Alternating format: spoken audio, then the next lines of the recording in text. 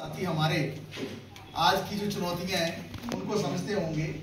आंगनवाड़ी के साथी शायद इसलिए भी ज्यादा समझते होंगे क्योंकि अमूमन जो मजदूर सीआईटी से जुड़ते हैं थोड़े कम पढ़े लिखे होते हैं, उनको जानकारी नहीं होती है। और आप तो पूरे बच्चों के ही पालन पोषण का काम करते हो, उनको पढ़ाने का भी काम करते हो, आप एक तरह से शिक्षक के रूप में भी काम करते हैं। और जो हमारी हेल्पर्स हैं जो रोज उनके साथ जुड़ी होती हैं, उनकी भी काफी शिक्षा उस क्रम में होती रहती है। तो मैं ये मान के चलता हूँ कि आज की जो चुनौतियां हैं उन चुनौतियों के बारे में आप वाकिफ होंगे।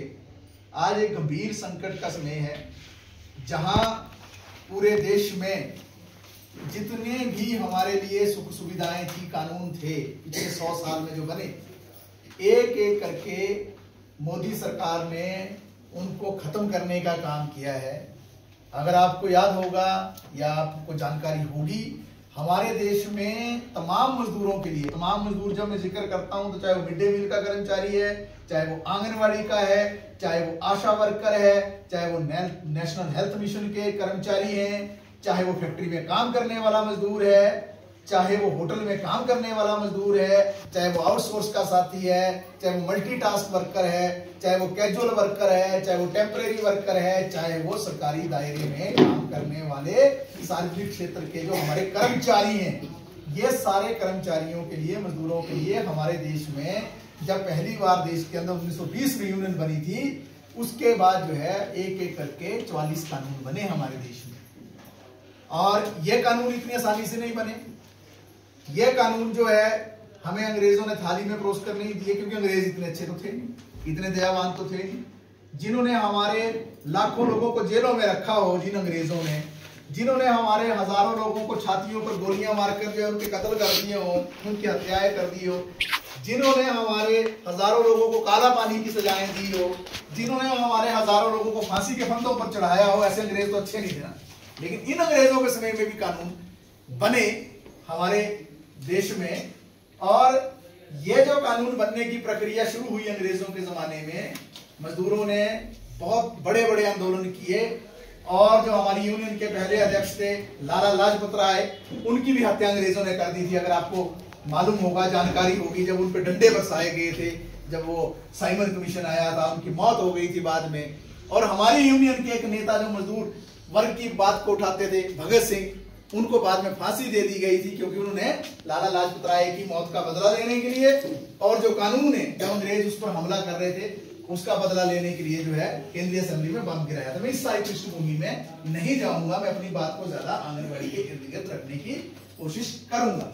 लेकिन आपको क्यों समझना है कि ये कानून क्यों जरूरी थे आपके लिए। मैं भी आपका मांग पत्र देख रहा था ऊपर बैठे हुए, जो ये मांग पत्र 10 मार्च को आपने दिया था अभी इसी साल डायरेक्टर को, और उसमें कितनी मांगे आपने? 30 मांगे उठाई थी। ये 30 मांगे जो थी, इन मांगों में जो ज्यादातर मांगे हमने उठाई हैं, वो मांगे हमने इसलिए उठाई, चाहे हमने मांग की कि गुजरात की तर्ज पर जो सुप्रीम कोर्ट में निर्णय हुआ, हमारी ही यूनियन C2 की, हमारे CITU के जो वहां के अध्यक्ष हैं गुजरात के मेहता जी, और वो आंगनवाड़ी के भी कार्यकारी अध्यक्ष हैं वहां, वो उस केस को लेकर जो हाई कोर्ट से लड़ते हुए सुप्रीम कोर्ट तक लेके गए, और यूनियन पूरी उस केस को लेकर गई। और बाद में आपको मालूम है कि सुप्रीम कोर्ट ने एक निर्णय दिया कि आंगनवाड़ी वर्कर और हेल्पर ग्रेच्युटी के हकदार हैं। ये लंबी लड़ाई हुई, समझना। जिस वक्त ये लड़ाई शुरू हुई थी, नरेंद्र मोदी मुख्यमंत्री थे गुजरात के। कोर्ट ने उस वक्त भी बोला था दे दो, लेकिन नरेंद्र मोदी सरकार ने उसको लागू नहीं किया मुख्यमंत्री रहते हुए। ये केस सुप्रीम कोर्ट में चैलेंज हुआ, तब तक वो प्रधानमंत्री बन गए थे। लेकिन सुप्रीम कोर्ट के निर्णय के बावजूद भी आज भी ग्रेच्युटी क्या आपको मिल गई। सुप्रीम कोर्ट का निर्णय मतलब पूरे भारत देश पर लागू हुआ ना, ये किसी हाई कोर्ट का निर्णय थोड़ी था कि हिमाचल हाई कोर्ट का हिमाचल के लिए लागू होगा, पंजाब पे लागू नहीं होगा। क्या आपको वो ग्रेच्युटी मिली? नहीं मिली। ये भी एक कानून है हमारे देश के अंदर, ग्रेच्युटी का कानून। तब हमने मांग की थी ना ग्रेच्युटी दो। हमने ये भी मांग की इस मांग पत्र के अंदर कि हमारे लिए प्रोविडेंट फंड की सुविधा दो। ये किस लिए मांग की? क्योंकि ये भी कानून था हमारे देश के अंदर 1952 का।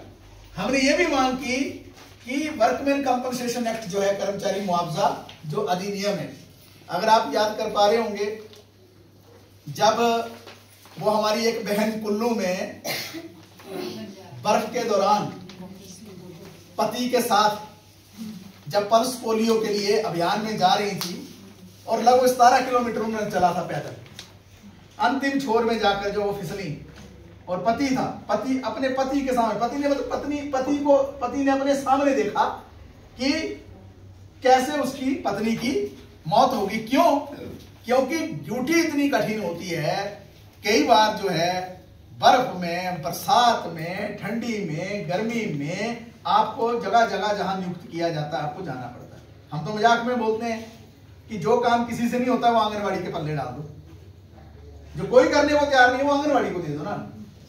अगर आंगनवाड़ी को कोरोना मैपिंग का काम ना दिया होता तो एक समय में जो सराज के क्षेत्र में झुंगी सर्कल में हमारी 17 की 17 आंगनवाड़ी कार्यकर्ता क्यों पीड़ित हो गई थी कोरोना से?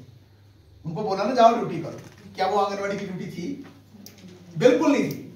और जब बर्फ पड़ रही थी तो ऐसी क्या इमरजेंसी थी कि उसको जाना ही था? अगर जाना था तो उसके लिए व्यवस्था क्यों नहीं की? परंतु बड़ी बात क्या है जो मैं बोलना चाह रहा हूं, जब उनकी मौत हुई और जब हम डायरेक्टर से मिले थे, आपके बहुत सारे साथी अगर याद होगा, तो क्या कहा था डायरेक्टर ने कि हमारे पास ऐसा कोई कानून नहीं है जिसके जरिए हम इनकी मदद कर सकते हैं। हमने कहा दो चीजें करो, एक तो यह है कि इनको 25 लाख रुपया मुआवजा दो और दूसरा इनके घर के आदमी को किसी को नौकरी।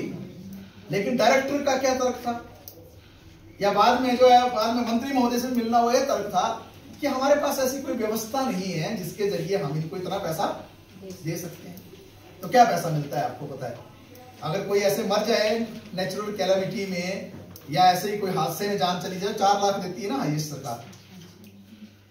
लेकिन ये भी इसी मांग पत्र के अंदर हमने, जिसका मैंने जिक्र किया, जो मार्च के महीने में दिया गया था, इसमें जो